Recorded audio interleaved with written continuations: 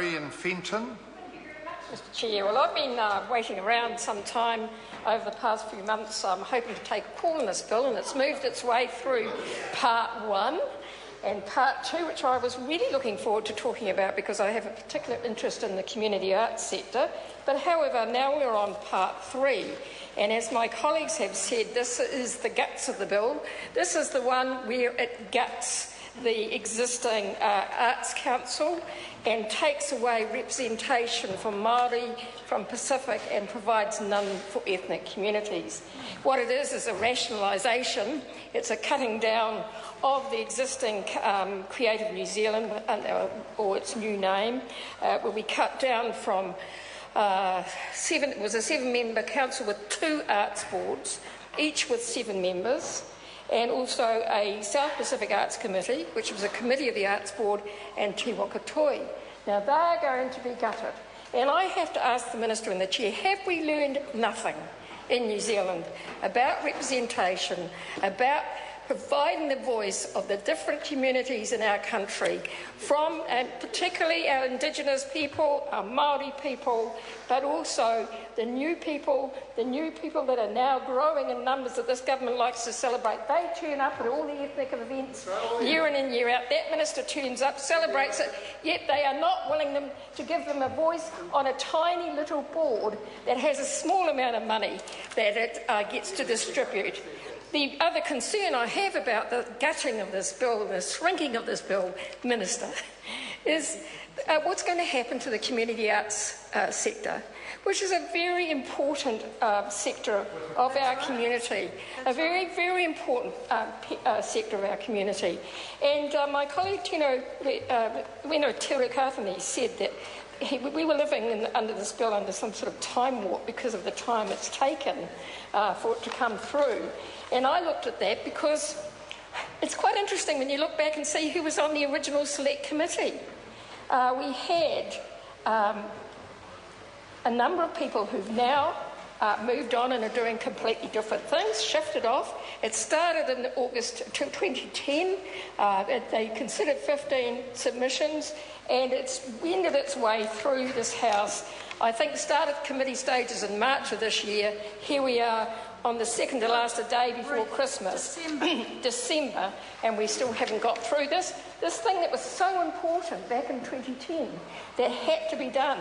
Now, as I said, Rena Tirukathani was talking about being in a time warp. And I believe, and I've been told by many people in the community arts sector, that they think they're living in a time warp. They're living in a time warp from before Labor was last in government. And I want to tell you exactly what they mean. I have a letter here from one of the community arts groups in Devonport called the Art Depot. And they have, for many, many years, provided wonderful arts to the community, but also an education program for young people who want to be active in the arts. And they have written to all the ministers and the Labor Party to an open letter to express their concerns for the parlous state of the arts and creative industries in the current political environment. And they go on to talk about how their involvement in the depot art space for nearly 20 years, providing services and facilities that support all creative disciplines, from the visual arts to music, literature and performance, film production and media. Now, these kinds of organisations exist all over New Zealand, but we are going to have an Arts Council that is shrunk down, that's cut in half, that will have complete control over how the funding is distributed, and I believe that small organisations like these are going to struggle for funding. Now, the people from the Arts Depot believe that the arts are a low priority under this government, despite the fact that cultural industries contribute over $8 billion to the New Zealand economy, and 7% of the workforce is employed in the arts sector. Cuts have occurred to every part of the creative sector, and they've been especially noticeable in education and employment, where aspirations to work in the arts are regarded as unrealistic. And the truth is, this government does not believe people should work in the arts. They see them as a nice to have, an add-on, that's something that's not a real job.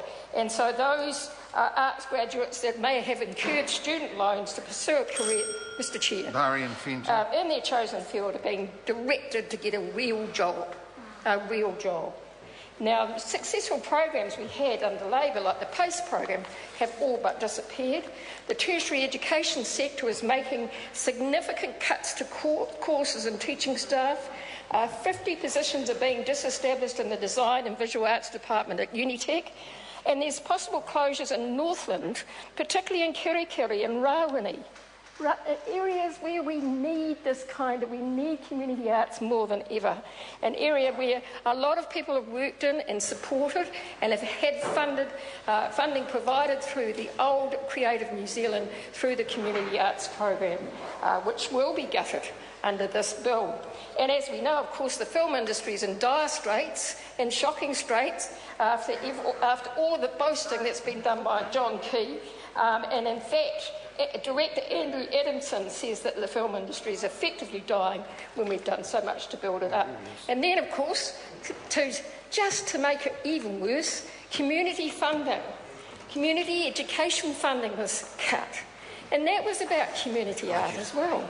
That was about people learning to paint or to sing or to play an instrument. That's been cut with National Dismissing Arts classes, as they did, as hobby courses.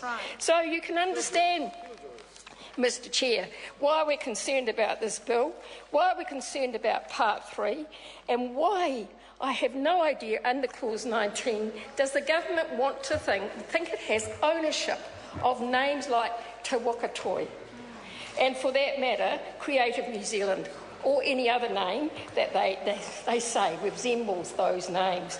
Now, those names will be returned under a Labor government, so the government and this legislation will have to be repealed because we will not enable this kind of protection and ownership of important names, and particularly important names to Māori.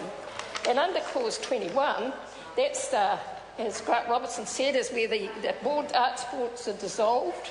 So that's where we see Te Wakatoi disappear, the South Pacific Arts Committee disappear, and that's where you see the takeover by 7 people and the tokenistic appointment of people to represent Māori who don't even have to be Māori, and the disappearance of Pacific representation. I think it's an appalling bill, Mr. Chair, and I don't think it needed to be like this. It's clear from the time it has taken for this bill to wend its way through the House, 3 years, in fact, that this is not a vital piece of legislation that needed to be done.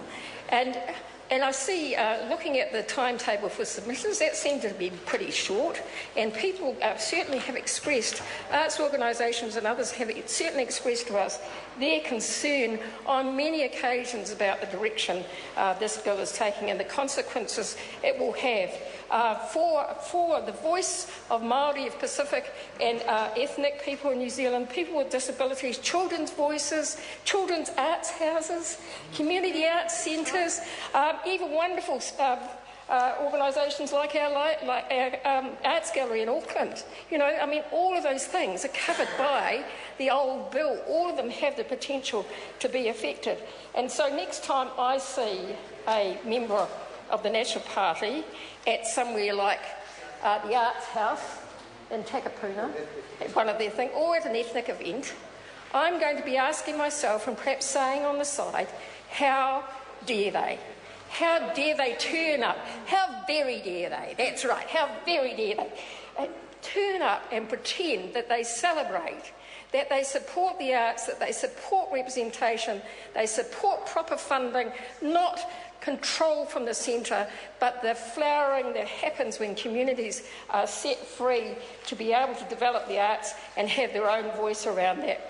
And also, how very dare they assume that the arts aren't something that our children should aspire to learn and to have good and real jobs and proper paid jobs. And how else do we build the culture of New Zealand? How else do we have an identity? How else do we celebrate who we are?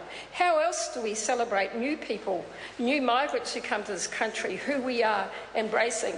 And as Reno Terakatani said, more ethnicities than the number of countries in the world.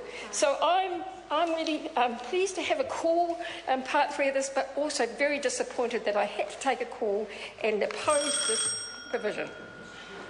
Mr. Chair. I call Catherine Della Hunting.